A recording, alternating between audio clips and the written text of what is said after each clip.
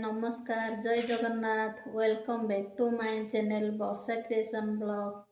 चलतु आज ब्लॉग टी स्टार्ट करवा। ब्लॉग टी भल लगे लाइक करें, शेयर करें, सब्सक्राइब करें। सब काम सरला, पूजा भी सरला। एबे टिफिन टे खाइबी। सोयाबीन आज टे भाजी देछि, रुटी करछि।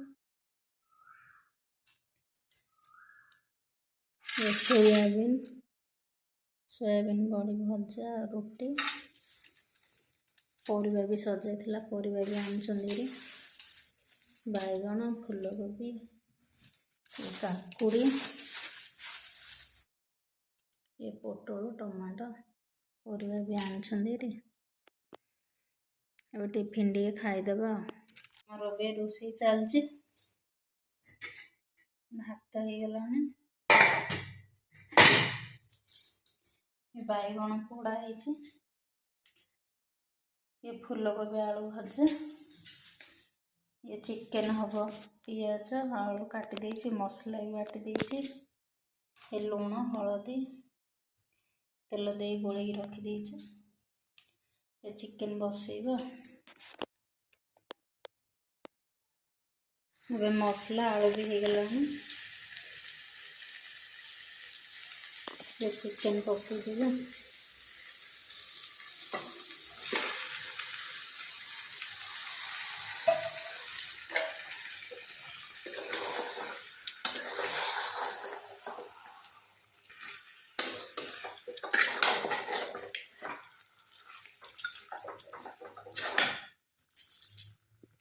चिकेन कषा हो गलानी।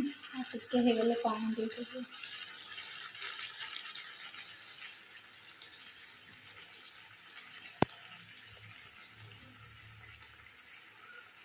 हमर हो गला।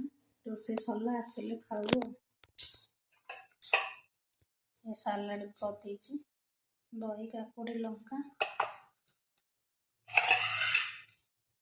ये बैगण भर्ता कर। खाइबार चिकेन तरकारी, बैगण पोड़ा, ये बैगण भर्ता, फूलकोबी आलू भजा, ये सालाड। हो हो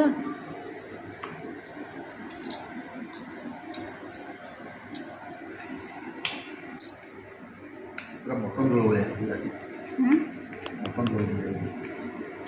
भल लगे।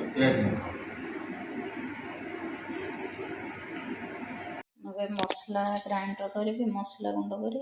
मसला गुंड सजाई तो जीरा, धनिया, लंका टिके, तेजपत्र, अलैच, दालचीनी, लवंग सब टिके मसला करदेवी।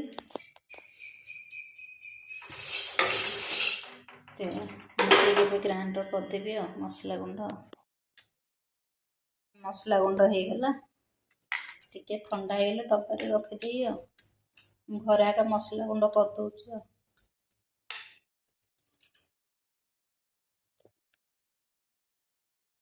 दही बैगण बैगण टे भाजी दउछि।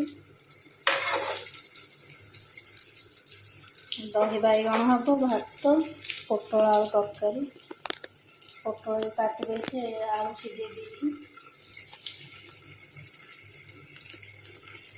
एबे हमर दही बैगण भी हो गलानी।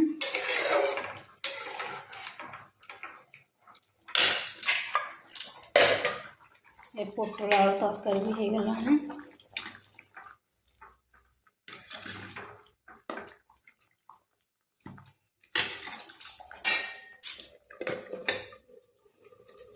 भात भी तो हो जाए।